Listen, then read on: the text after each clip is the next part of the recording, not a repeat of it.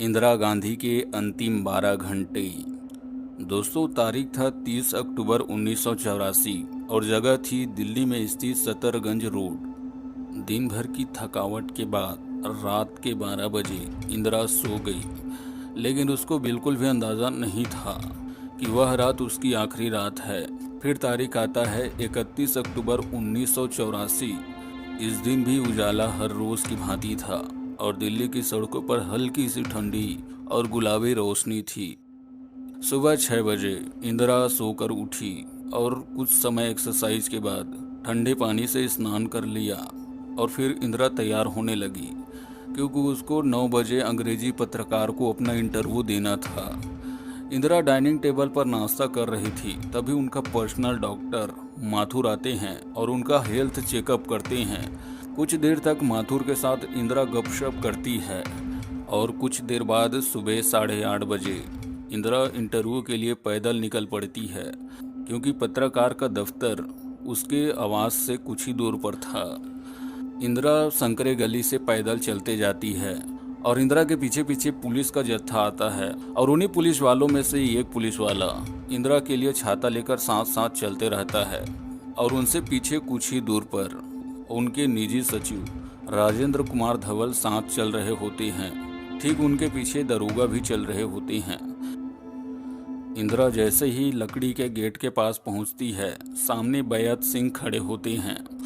बैयत सिंह इंदिरा के 9 साल पुराने सुरक्षाकर्मी थे, लेकिन बैयत सिंह के मन में कुछ और ही चल रहा था। बैयत सिंह ने अपनी सर्विस रिवॉल्वर निकाली और इंदिरा गांधी के ऊपर तान दिया। इंदिरा जोर से चीखी, लेकिन तब तक बैयत सिंह की तेज गोली आसमान को चीरते हुए इंदिरा गांधी के सीने को छन्नी कर चुका था। तभी गोलियों की आवाज को सुन करके एक और सुरक्षाकर्मी सतवंत सिंह घटना स्थल पर पहुंचा। सतवंत सिंह का शरीर कांप रहा था, लेकिन बैयत सिंह ने उससे कहा, चला गोली। और फिर क्या, सतवंत सिंह ने अपनी बंदूक की 25 गोलियां इंदिरा गांधी पर उतार दी। इंदिरा गांधी को तुरंत एक एम्बेसडर कार में एम्स ले जाया गया, जहां डॉक्टरों की बहुत मुशक्कत के बाद इंदिरा गांधी पर लगी सारी गोलियां निकाल दी गई और गोलियों से इंदिरा गांधी का पूरा शरीर छेद हो गया था, जिससे उसका लीवर फट चुका था, किडनी फट चुकी थी और एक गोली रीढ़ की हड्डी में लगा था, जो रीढ़ की हड्डी को छन्नी कर चुका था। 4 घंटे के मेहनत के बाद डॉक्टर इंदिरा गांधी के शरीर की ब्लीडिंग रोक पाए थे और इंदिरा गांधी को बचाने के लिए 88 बोतल ओ ग्रुप का ब्लड चढ़ाया गया था, लेकिन शायद इंदिरा के जख्मों को भरने में 88 बोतल खून भी कम पड़ गया। ऑपरेशन थिएटर के बाहर कांग्रेस के बड़े बड़े नेता बैठे हुए थे, जो ये डिसाइड कर रहे थे कि इंदिरा गांधी के बाद भारत का प्रधानमंत्री कौन होगा। लेकिन कुछ घंटों की मेहनत के बाद डॉक्टरों ने सिचुएशन को देखते हुए कांग्रेस के नेताओं को यह बता दिया कि इंदिरा गांधी अब इस दुनिया में नहीं है।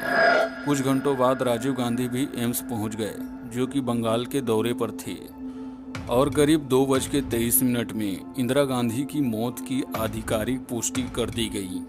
इसके बाद मानो पूरे देश में शोक की लहर छा गई और पूरा देश में आक्रोश छा गया और दूसरे दिन पेपर में इंदिरा छाई हुई थी। लोगों के मन में सिख समुदाय के प्रति भारी आक्रोश था। जगह जगह सिक्कों के पुतले जलाए गए और जगह जगह पर दंगे हुए। ज्वाला की इस आग में दिल्ली केंद्र बिंदु था और बड़े बड़े शहरों में रिक्शा चालक और वाहन चालक सरदारों को पीटा गया, मारा गया। लेकिन इसका कोई परिणाम नहीं निकला, क्योंकि देश अपना प्रधानमंत्री खो चुका था। लेकिन कांग्रेस ने तीव्र निर्णय लिया और राजीव गांधी को आधिकारिक रूप से भारत का प्रधानमंत्री बनाया गया। और राजीव गांधी ने प्रधानमंत्री बनते ही सिचुएशन को समझा और पूरा देश में आक्रोश कम करने का प्रयास किया। तो दोस्तों, ये था इंदिरा की मौत का असली सच। अपनी राय कमेंट बॉक्स में ज़रूर बताएं और अगर आपको वीडियो पसंद आता है तो वीडियो को लाइक ज़रूर करें और चैनल को सब्सक्राइब ज़रूर करते हैं।